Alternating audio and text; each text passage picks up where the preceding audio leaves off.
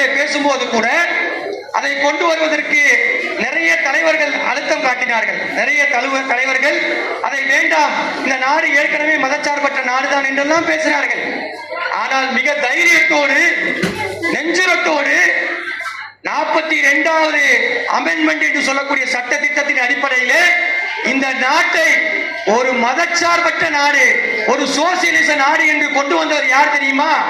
மரியாதைக்குரிய இந்திரா காந்தி அவர்கள் தான் என்பதை பெருமையாக நாம் எல்லாம் சொல்ல வேண்டும்.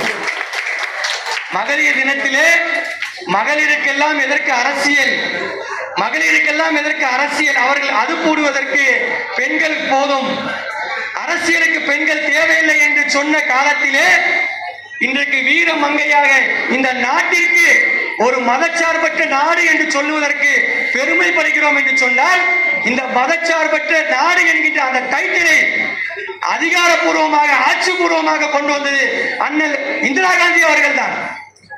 அப்படி பார்க்கும்போது காங்கிரஸ் கட்சிக்கு இங்க இருக்கக்கூடிய நாட்டு மக்கள் அனைவரும் கடமைப்பட்டிருக்கின்றோம். இஸ்லாமிய மக்களும் கடமைப்பட்டிருக்கின்றோம். இஸ்லாமிய மக்களும் காங்கிரஸ் கட்சியுமான உறவு என்பது ஏதோ 2026 தேர்தலுக்கான உறவு அல்ல.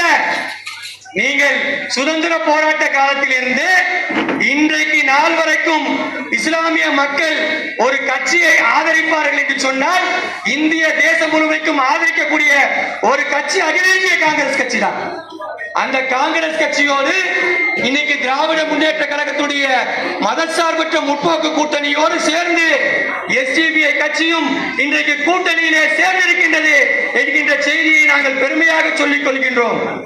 இந்த அரசியல் என்பது இன்னைக்கு பெண்கள் அரசியலை பற்றி சொல்லும் போது சொல்கிறார்கள், இது ஒரு சீர்திருத்தம் அல்ல, பெண்கள் அரசியலுக்கு வருவது ஒரு சீர்திருத்தம் அல்ல, பெண்கள் அரசியலுக்கு வருவது இன்றைக்கு தேவை என்கின்ற ரீதியில அசினா சையத் போன்றவர்கள் காங்கிரஸ் கட்சியில ஒடுக்கப்பட்ட மக்களுடைய குரலாக, பாதிக்கப்பட்ட மக்களுடைய குரலாக, பிற்படுத்தப்பட்ட மக்களுடைய குரலாக, இஸ்லாமியர்களுடைய குரலாக சட்டமன்றத்திலே ஒலிக்க வேண்டும் என்று சொன்னால், காங்கிரஸ் கட்சி இஸ்லாமியர்களுக்கு பிரதிநிதித்துவம் கொடுக்க வேண்டும் என்கின்ற கருத்தை நம்முடைய நண்பர் முனீரை போலவே நானும் வலியுறுத்துகிறேன்.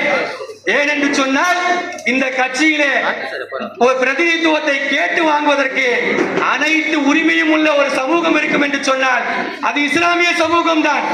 ஆகவே இந்த இஸ்லாமிய சமூகத்திற்கு வரக்கூடிய சட்டமன்ற தேர்தலில் சதவீதத்தின் அடிப்படையில் 28 சீட்டு வாங்கினாங்க என்று சொன்னால், சதவீதத்தின் அடிப்படையில் 4 சீட்டுகளை இந்த காங்கிரஸ் கட்சி ஒதுக்க வேண்டும் என்று நாங்கள் எங்களுடைய கட்சியின் சார்பாகவே கேட்டுக்கொள்கிறோம்.